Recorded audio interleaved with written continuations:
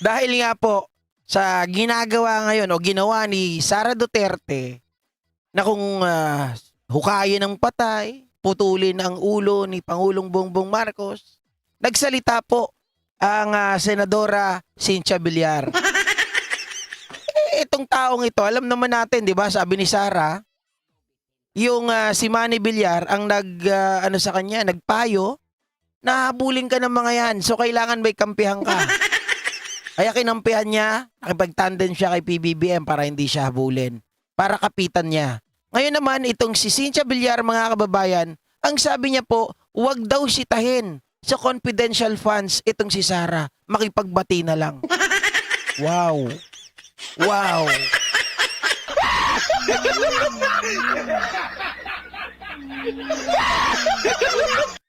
Anak ng tipaklong, pag ganito ang buhay ng mga Pilipino, pag ganito ang tawag dito, pag ganito po ang paninindigan ng mga Pilipino, wala nang mangyayari sa bansa natin. Alam natin na may problema si Sara Duterte, di ba? Sabi nga ni Coco Pimentel, ay maawa kayo kung sino may malalapit dito, ipagamot nyo na, ipatingin nyo sa psychiatrist. Etong si Cynthia Villar, mga kababayan, ang ginagawa niya sa tao, hindi ko gusto yung kanyang pahayag na dapat huwag sitahin sa confi funds para di daw magalit. Siyempre galit eh. Kung ano-ano nasa isip kasi galit. Kasi I think masyado namang piniprosecute o pinoprosecute kaya nagagalit. Siguro yun ang rason doon. Ba't sana mag-ano na lang, magbati na lang para walang problema.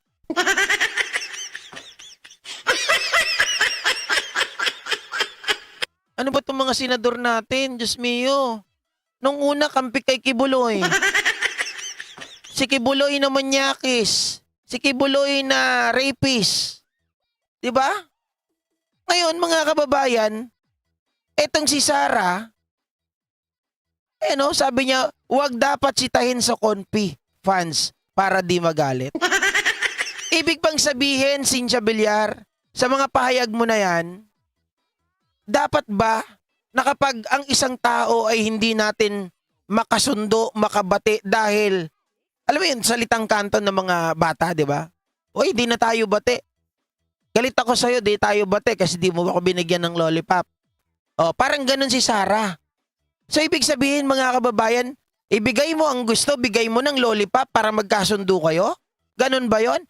Hindi, ang ibig ko sabihin, papayagan ba natin si Sara Duterte na yung ganitong gawain, palalagpasin na lang natin. Biruin nyo sabi nga unbecoming. Hindi lang yung salita, unbecoming din yung kanyang asal at yung kanyang pamamaraan. Napaka basura, trapo. Bakit?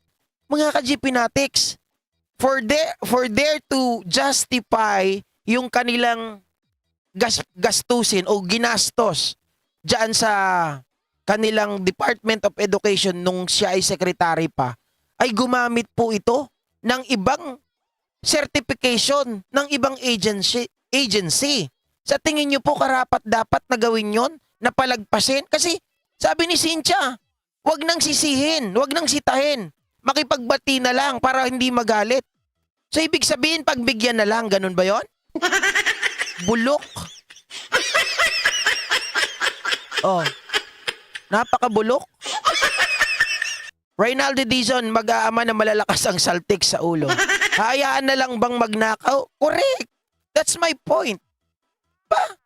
Hayaan na lang natin na magnakaw si Sara Duterte? Guys, ito yung lagi kong sinasabi. Kapag ang isang bagay, hindi po natin sinita, lalalayan. At hindi lang basta lalala, magiging precedence yan. Pag sinabing precedence, ito yung tutularan ng ibang mga magiging opisyal pa ng gobyerno. O baka mamaya, meron na rin dyan, opisyal ng gobyerno, ganyan ang ginagawa. Diba? Palagay ko ito, nasana ito ng mga gawain noon eh. Palagay ko nung ito ay nag-aaral, sasabihin nito sa tatay, kailangan ko ng pera pang project. Tapos pag hinanapan ng resibo, magpapagawa ng resibo pagka mahal-mahal. 'Di ba? O, tapos ibibigay kay, kulang pa yung binigay mo, oh. Magkano yung yung project, yung mga ginastos ko ganito kamahal. Ganun eh, magaling man doktor. 'Di ba? O kaya mga kababayan, pa, nawala yung pera ko. Oh, saan napunta? May nagnakaw. Sino nagnakaw? Hindi ko alam eh. Yung pala, ginastos kung saan. Nasanay siguro ito sa ganyan. Kaya hanggang doon sa pagiging DepEd Secretary, pagiging Vice President, ginagawa nila yung bagay na to. Papayag ba tayo?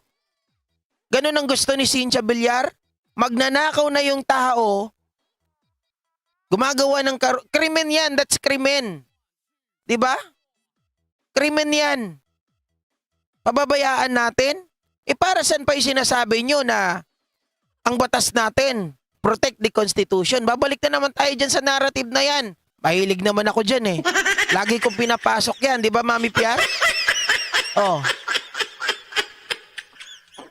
Ibig bang sabihin mga ka-JP Natics, halimbawa, para ka na rin nagsabi niya na para mo na rin sinabi, pag mataas na opisyal ng gobyerno, wag nang habulin. Pabayaan na lang magnakaw. Pero pag pangkaraniwang tao, yung nasa lansangan, nagnakaw, hindi pwedeng palagpasin. Ganon? Pero pag may kakilala, palagpasin na yan para walang away. Pero pag maliliit na tao, ginagawa nyo ba yan? Oh. Tsaka baka gayahin ng mga bata, baka gayahin yan ng mga tao, nasasabihin nila, eto nga si Sarah nagnanakaw eh. Hindi naman pinakulong. Oh, ba't kami ngayon nagnanakaw? Ba't nyo kami pinakukulong? Oh. Nagagalit na tuloy si Ma'am Ani Kumagay. Huwag sitahin. Hoy, matandang Villar, di mo pera yan. Pera ng bayan yan, di mo pera yan. At di rin pera ng Duterte. Buwang ka ba? Nakakainit kayo ng ulo. Kung gusto mo, ibigay mo yaman mo. Correct. Di naman niya kaya. Diba? Alam niyo, sa totoo lang, ito siguro yung mga nagpapayo, no? Kay Sara Duterte na, sige, labanan mo, sige. Huwag mong palagpasin yan. Ano mo sila, sagutin mo. Dapat hindi ka nila sinisita, parang ganun pa eh. Siya pa yung nagsusulsol. Sulsolerong matanda.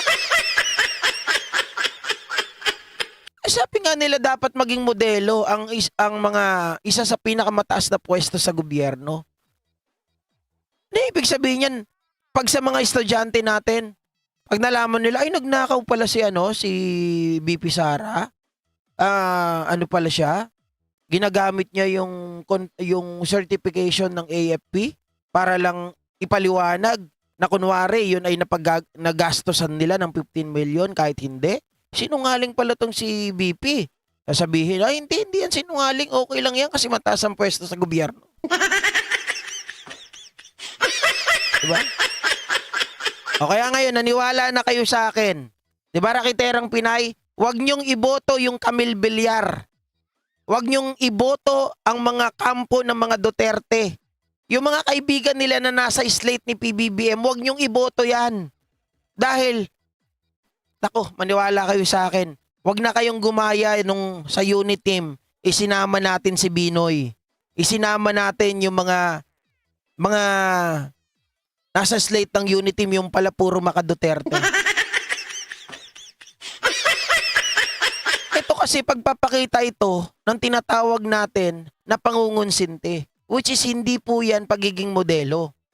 Kinukonsinti mo ang maling gawa. Pababayaan? Makipagbati na lang daw? So ganun na lang tayo? Hindi talaga aangat ang buhay ng Pilipinas yan. Hindi aangat ang buhay ng mga Pilipino pag ganyan. Pababayaan natin ang mga magnanakaw sa gobyerno. 'Di ba? Pero tingnan mo yung mga yan. Pag maliliit na tao ang nagnakaw, galit na galit yung mga yan. Pero pagkakilala nila, parientes nila, aba, oh, wala lang, okay lang, makipagbati na lang daw para walang away. Puta, buwagin na natin yung ano na yan, yung 1987 Constitution na yan. Sabi nyo, protect the Constitution. Diba? Buwagin na natin yan. Wala naman palang silbi yan eh. Yung mga batas ninyo, wala rin palang silbi yan eh. Kung papayagan natin ang isang halal lang bayan, isang mataas na pwesto sa gobyerno, hayaan lang natin magnakaw. hindi yan agkabaw. Sa totoo lang, kupal yan. Marami akong kilala na naging tauhan nito ni Villar. Isa yan sa pinakakupal. Kaya nga sabi ko sa inyo kami matagal kaming tumira sa Makati. Mas gusto namin ang Binay kaysa sa mga Villar. Ang Binay, makatao. Yun nga lang, sila mismo hindi naman siguro nag-aaway-away. Okay naman sila eh. Kaya lang, nung naghangad ng mataas na pwesto, 'di ba? Nadali. Ito si Jejo Marbinay. Pero kung ako papipiliin, Binay, Villar, Binay ako. Carol Perez, shoutout sa'yo RMG Kion. Malakas din pala ang saltik ni Villar. Siguro yan ang nanay ni Sarah. Baka ninang niya din. Diba? Bobo nga Rod Kabsat. Isu pa yan. Totoo yan. Masama ugali ng mga Villar. Makikita nyo maraming video dyan. Inaagaw nila yung mga lupa. Diba? At ang tingin yan sa mahihirap, kutong lupa. Yan ang tingin nila dyan. Maniwala kayo sa akin. Sabi ni Garrett Batarina, no to Villar kung yan lang mindset yang si Cynthia. Tama, Los Angeles. Kaya natin palagpasin kung 100 lang. 'Di ba? Kaya naman yan eh. Pero yung ganyan, pagiging konsentidor. Piruin nyo, 15 million in 11 days na gastos. Tapos, ang matindi pa niyan, mga ka-Gibinatic, yung certification, hindi kanila. Wala silang ginastos kahit piso. Pinalalabas nila na nanggaling sa kanilang pondo. Diba? Sabi ni Raul Benavista, sa hanay ng PBBM na para senador, karamihan dyan, hindi mapapagkatiwalaan. Halos 1 or 2 lang ang hindi traitor dyan. Ako, yung mga salpak lang dyan, mas gusto ko pa yun, like Lacson. Gusto ko yan si Tito Soto. Kasi marurunong na yan. Si Gringo nasaan, hindi siya kasama sa slate, pero iboboto ko yan. Tapos, si Abalos. Sino pa ba yung mga nandyan na gusto ko? Kahit papano si Bong Revilla, pwede na rin, pero titingnan ko pa. Si Busita, ilalagay ko rin yan. Papili ako, mga kababayan, dahil nadala na ako sa unit team na naging itim. Diba? Sabi ni Mamba Josephine, yung bigas nga gusto pang bumili ng mura, ang dami niyang pera, dapat ipaubayan na lang niya sa may. Correct. Diba? Lalong nagpapayaman. Kaya siguro mga ka-Gipinatics, ang gusto nilang mangyari, dahil nga itong mga ito magkakampi, pag sila nagnakaw din, sasabihin, okay lang yan, pagbigyan nyo na yan. Huwag nyo nang pansinin. Kaya nagkakagulo eh. Pinakisalita niya dito mga ka-Gipinatics. I think masyado namang pinrosecute. Pinoporsecute daw itong si Sara Duterte. Ganyan ka mag-isip. Alam mo, matanda ka na, pwede ka na rin ilang bulatin na lang din dapat sa'yo sa totoo lang. Hindi naman pinoporsecute si Sara Duterte doon eh. It just so happen na lumalabas na puro kasinungalingan yung ginagawa nito ni Sara. Saan dinala ang 14-15 million na yan? Bakit hindi nila ma-justify yung gastos? Baka mamaya mga kababayan, kaya hindi nila ma-justify yung gastos. Dahil yan ang pinangpondo sa maisog-maisog. Diba? Kasi habang 2022 pa yan, kabsat hindi naman nung maisog kailan lang yan. At least Malay mo, inilagay muna sa bulsa, tapos nung nagmaisog-maisog na sila, dinukot sa bulsa, ibinigay magmaisog-maisog. Aba, maparaan ka. Ano ka lang yun? Hindi ko naman sinasabi na totoo yun, di ba? Hindi ko sinasabi. Lang, nagtataka tayo, saan nila pinunta yung pera? 15 million. Para mapatunayan, kukuha ng certification ng iba. Abay, mautak. Oh. Mami Piar, shoutout ha. Gian na Alerna, tama po, dapat po yung ginawa nilang batas ay may ngipin. Kung tagagawa ng batas, pero yung tagagawa ng butas, ginagawa ng butas. Oh. Hindi, palagay ko naman Rakiterang Pinay Vlog. Yung ginagawa na ito doon sa Committee on Good Governance, isa ito sa magiging ground ng impeachment. Siguro inaano lang natin, pinipines lang nila. Inaayos muna nilang mabuti. Kailangan kasi ma-emphasize at kailangan ma-establish na mayroong mga katiwalian na ginagawa. Kasi hindi pwedeng mahina eh. 'Di ba? Hindi pwedeng mahina ang bago mag-impeach. Kailangan ano na 'yan na yung na case build up na tapos na-establish na nila mismo yung talagang grounds to impeach Sara Duterte. 'Di ba?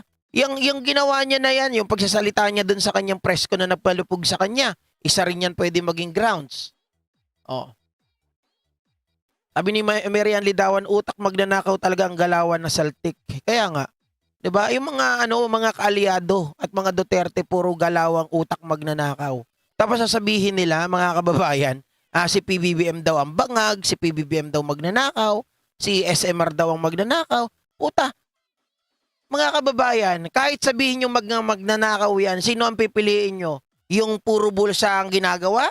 O yung kahit papano isinishare yung pera ng bayan, ipinapamahagi sa atin? Ako, anti-ayuda ako. Pero, hindi natin pwedeng ialis yung kahit makatulong lang tayo ng konti sa mga kababayan natin eh.